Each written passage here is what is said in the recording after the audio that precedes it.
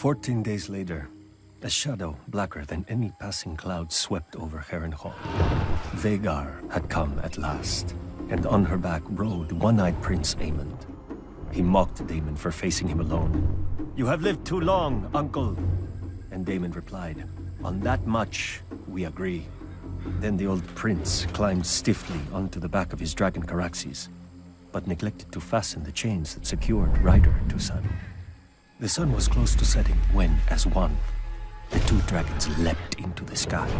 Daemon took Caraxes up swiftly until they disappeared into a bank of clouds. Vhagar, older and slower, ascended more gradually. Up and up Vhagar soared, searching for Caraxes. Sudden as a thunderbolt, a shrieking Caraxes dove upon Vhagar. Locked together, the dragons stumbled toward the lake.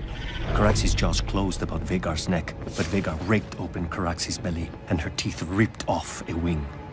The lake rushed up with terrible speed. Then Daemon Targaryen, who had never fastened his riding chains, stood in his saddle.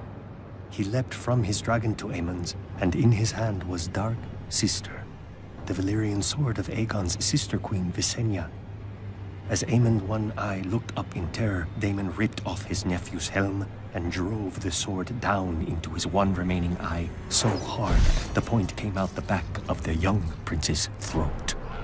Half a heartbeat later, the dragons struck the lake, sending up a gout of water so high that it was said to have been as tall as Harrenhal's great tower. The lake boiled with dragon blood, and then was still.